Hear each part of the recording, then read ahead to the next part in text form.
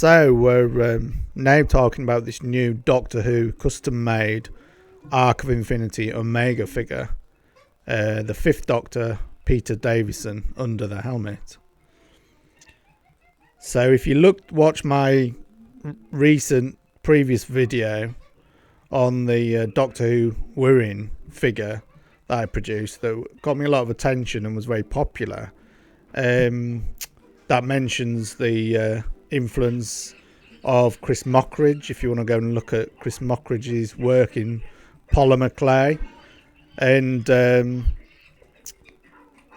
guy that was really interested in the Wirrin figure but didn't win, I don't think he won the original or the second one that I built that he requested, but he requested this Peter Davison Omega, or more precisely, he said he didn't necessarily need the Peter Davison under the helmet, so it could have been just a fixed helmet, which would have solved a lot of the issues I had. But anyway, so this is Shadowbox Customs present the Omega custom figure.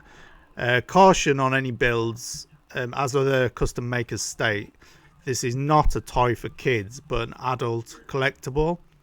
As you will read, I tried for durability, but it's not built for throwing around in a sandbox with small children. So seriously exhausted and with threats from my wife, ! I've had to complete this figure today. I could easily have spent another month on this project, but as it is, I have a contracted project that has to be FedEx back for approval by Lucasfilm by the end of June. So it was either finish Omega now or leave him until July. And the Omega has been in production already for months, back and forth. The K Plus photo shown here was earlier on in the process. I just wanted to show off my favourite feature, the shoulder spolders, or pauldrons, is one or the other. So more notes on the build. After a request from a Doctor Who fan, as I mentioned, to build this, I was a little overawed by the level of detail required. It is this detail that led to hundreds of hours spent staring at shots from both the recorded show, behind the scenes, and of replicas. For the helmet, I first made a polymer skull cap to establish the bare minimum of dimensions needed for the Davison head to occupy it. I then built another polymer helmet around that, with the security that I had a solid cap under it that would not warp under the pressure of the sculpt. However, I was not happy with how the detail was progressing over the top of the cap, so I in fact used the second polymer covering as the base for more realistic details in epoxy. Months ago I set this aside with, yes, the tiniest tier of frustration, but picked it up again last month, realising that now there was epoxy, it did not have the polymer flexibility, which was a problem when putting the helmet over the head. This meant finally a thorough rotary tooling with the missile-shaped sanding head. Finally, it fit again the way the original polymer did, but without any flexibility. I will give my recommended tip for placing the helmet on to avoid scuffing to the face. So I spent a huge amount of time working on a customized negative space inside the helmet to prevent contact to the nose, etc. But without much trouble, you can easily watch the front of the helmet as it avoids the nose. If you place the helmet on the rear of the head first, rather than the top, then rotate the front of the helmet forwards to its maximum, e.g. away from the face, you can easily then see the safe space you are dealing with. Once on, you can choose either to drop the helmet down completely or use the friction remaining between the top of the interior helmet and hair to position as you like for display at angles. Also note, I had a smaller version of the helmet which clearly did not cover the lower part of the head, e.g. it wasn't extended far enough below the original polymer skull cap. I was going to let that stand, but noticed it also meant the shape at the bottom was not correct and did not have the bulbous sloping protrusions on the sides. So I extended it, but you need to drop the helmet completely down over the head to cover the rear hair. For the torso, I in fact built an entirely separate armoured vest and codpiece in polymer, along with separate shoulder spolders, which in fact ended up as perhaps my favourite element.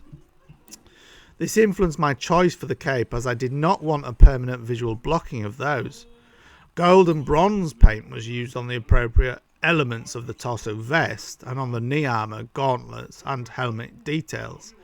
In the end, rather than have a removable vest and spolders, I decided to fix them both in place with epoxy. I felt this would make the figure more robust. I originally hated the cape, but I've grown to appreciate it. I wanted versatile material that could either reveal my shoulder work or hide it. In the end, I went halfway between soft cloth and solid resin or polymer type capes you get with some figures. I began with a durable sack-like material that ended up, after painting an acrylic resin and acrylic seam, not versatile but more fixed, so now cannot be posed. I did not want to just draw on or simply dry brush the exotic details from the show, and this means a combination of dry brush and wet brush, so there is unfortunately bleed through to the underside, as you can see. However, I'm sure I can work something out with the winner if they want me to try a replacement cape or cloak. As with the warranty I will offer with this figure, it could be sent back and something agreed for a small price, and the details agreed on cape placement stroke replacement. Similarly, if the winner does not like the helmet for some reason, I could try another if we come to some later agreement. Another note, one of the headaches was the number of elements of costume design here, which had no easy solutions for the articulation. In the end, I was happy I managed to keep all of the articulation for the figure, but I had to make some radical choices to achieve this. The codpiece, for instance, appears to connect to the entire vest in the show as one solid object. If you look at the behind the scenes shots, this character design clearly had the wow factor that the production staff were happy to sacrifice comfort for. This whole vest piece therefore made its way down across the waist articulation. This was a similar issue to the gauntlets and the knee armour. All three potentially moved across the joints, yet I wanted the figure to be able to move its legs from the hips, its hands and its knees.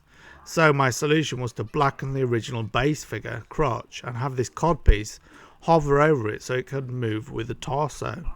For the gauntlets, I had them based above the wrist joint and then hover over the hands so the hands could move underneath. For the knees, I had them based under the joint and angled upwards so they were not too low on the leg. Also on the warranty, I spent excessive hours with a rotary and needle files removing material to avoid paint rub. But if this should degrade for the winner in the next 3 months, then you can send it back here and I will take a look. And please prove to my wife that the effort was worth it. Oh God. Right, okay, that's it, I think.